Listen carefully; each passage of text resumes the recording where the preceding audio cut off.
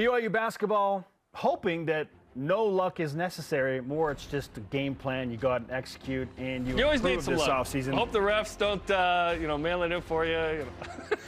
There is that metric. How much does the luck metric matter from Ken Pomeroy? You always need luck. You do need the ball to bounce a certain way. Yeah.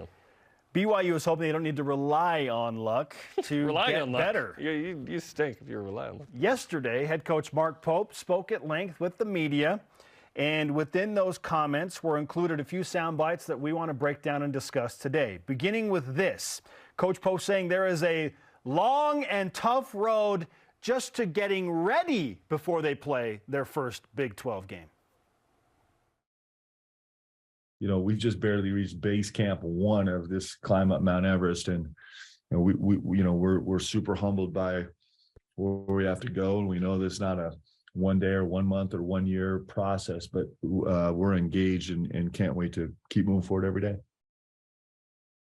It is a long road, and this is the second time we've heard Mark Pope address going to the base of Mount Everest. Told me that after St. Mary's. They try and ascend and begin that long climb up. I said, "Do you know a good Sherpa?" And he said, "That's us, the coaching staff."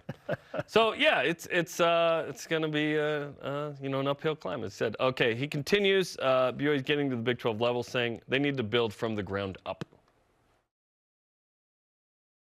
BYU is probably a place where you're less prepared to consistently have quick fixes, right?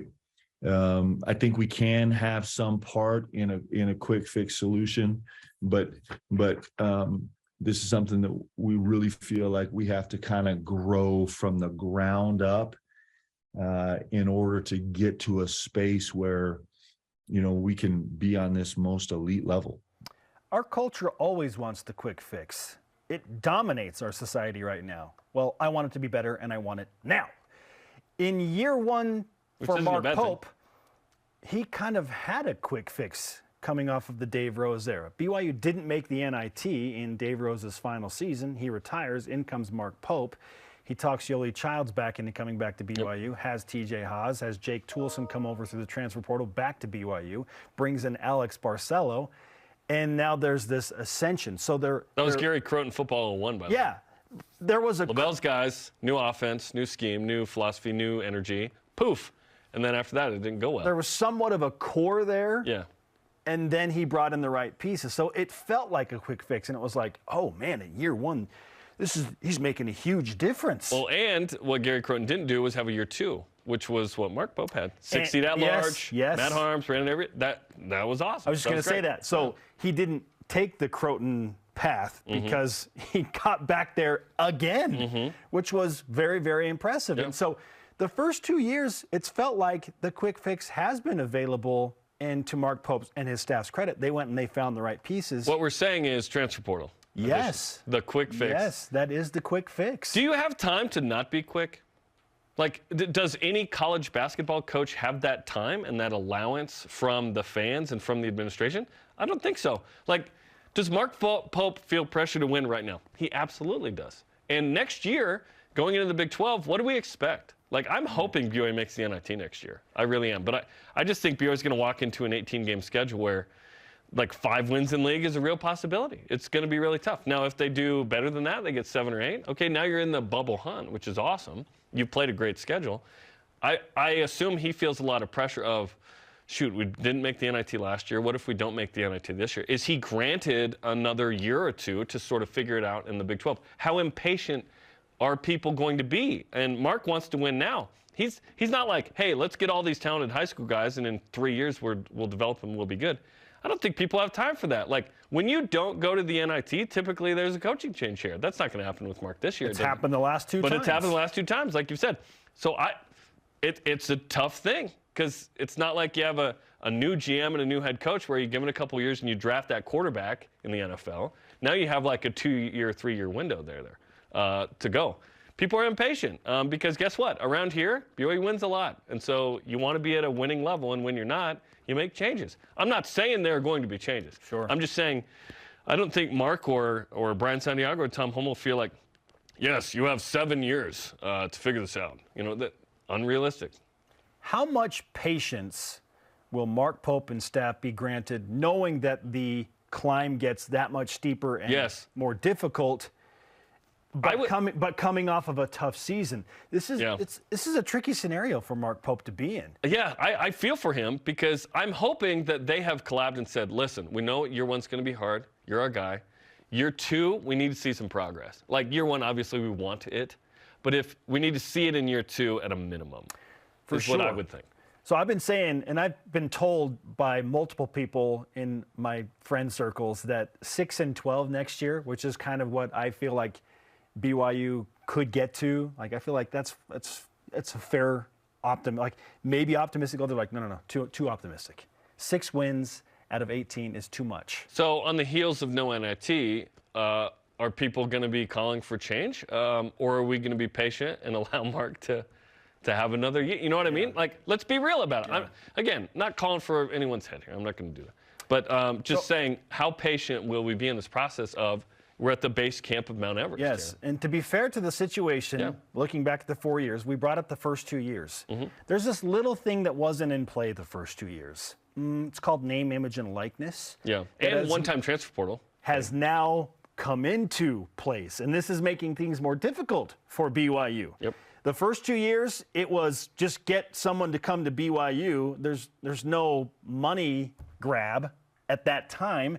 Now that's very much in play, and this is making things difficult for BYU and the transfer portal. And in fact, let's skip ahead to this. We are in the midst of a transfer portal window in college basketball, as I just brought up. Coach Pope was asked if he expects more players to enter it and maybe there be an additional benefit for BYU. This transfer portal is super complicated.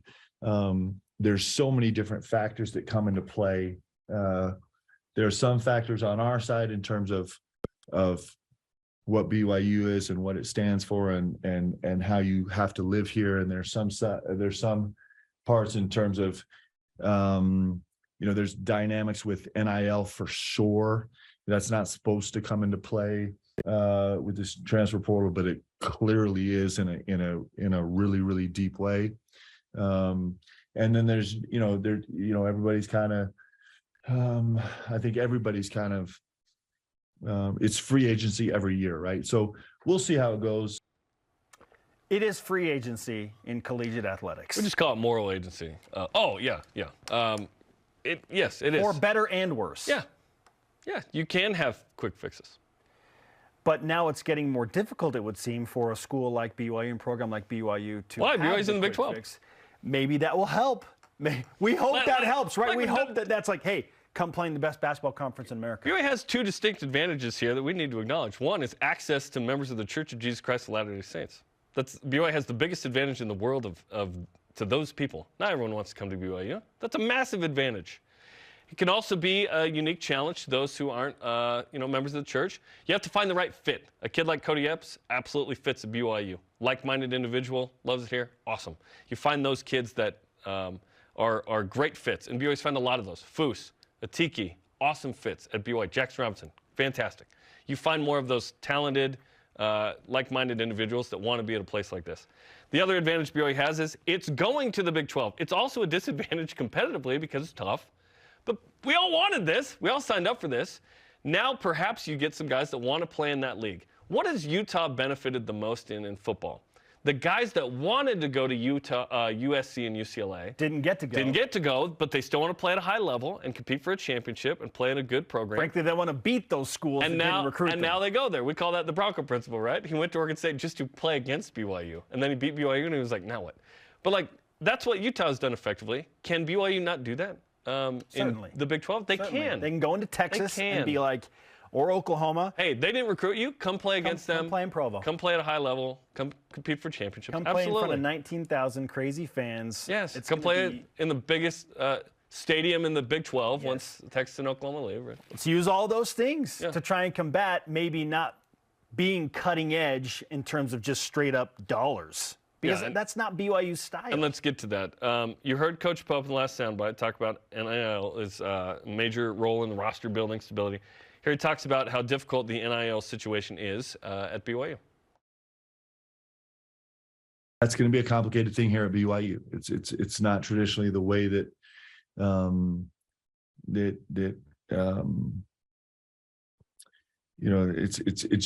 it's a very new concept here. I think it's a concept that donors and fans are appropriately cautious about evaluating. We are not on the cutting edge right now of NIL, and that's okay. That's probably appropriate for BYU. I do think we'll continue to grow there, and I do think it's a massively important part of college athletics right now. But we're going to figure that out the BYU way, and it's like I said, it's for us. It's not going to probably be at a place where it serves as a quick fix, but hopefully we can find a way where it's an incredibly positive experience for our student athletes. And this is interesting because I felt like when it all began, Jerem, with name, image, and likeness, BYU was at the forefront and on the cutting edge. The Built Bar video. Built came in and did their thing, and it blew up because BYU was the first to take on like a program-wide name, image, likeness. Basketball didn't get a deal like football did. No. Yeah. And so I don't Perhaps know. They did behind the scenes. I don't know if it's like a BYU issue. And I even hate to call it an issue because I felt like the athletic department was on the cutting edge just a couple of years ago. They're doing a lot with Built for Life. They're doing a lot with, Cougs Connect and Royal Blue Collective and so on. I have two thoughts here. One is, why not? Why can't BYU be on the forefront of this? Is it because we're already paying 10% in a generous fast offering? So we feel like we're already giving somewhere else? What is it? And then compared to what? BYU's not at the forefront. Compared to what? Are we talking about upper echelon Big 12? Is that what we're referring to? Probably. I would assume. Like we want to be the best. We're looking at the best. Right. Okay. So you'll never compare to Texas. Don't worry about them. They'll be gone anyway. It's like, okay, Oklahoma State. T. Boone Pickens versus the field here. Can BYU be competitive in this? I would argue, why not? There are ways that they can do it. And I know BYU's trying. Royal Blue Collective's trying. Yes. Connect's trying. The athletic department is trying. And Coach Pope, I don't think he's saying that BYU is not trying or doing a good job. Just currently behind. It feels upper echelon Big 12, a little bit probably. behind. Yeah. It's not as simple as just having more dollars. It isn't. Right. And Royal Blue Collective went to a meeting, very informative. They're trying to make it about more than a cash handout. Yes. They want it to be about preparing them to go out and connect and have experiences and not just – that's the different thing about, honestly, BYU. Everyone says it, but BYU's unique. You come here as an athlete and you make connections that help you get jobs, set up for 100%. life, really sincerely care about you. It's absolutely about athletics here, but it's actually about your life and athletics. This is a small amount of time in an athlete's life. And I'll say this important. as a closing statement in our opening segment. It might not be the most, Jerem, the most money or the biggest number, but I guarantee it will be fulfilled at BYU. As opposed to some schools who are not. There are no empty promises in that regard. They are so careful about that. Yep. They deliver on what they say will be there financially. Yes. That is a guarantee. And thus it is with the Big 12 TV contract.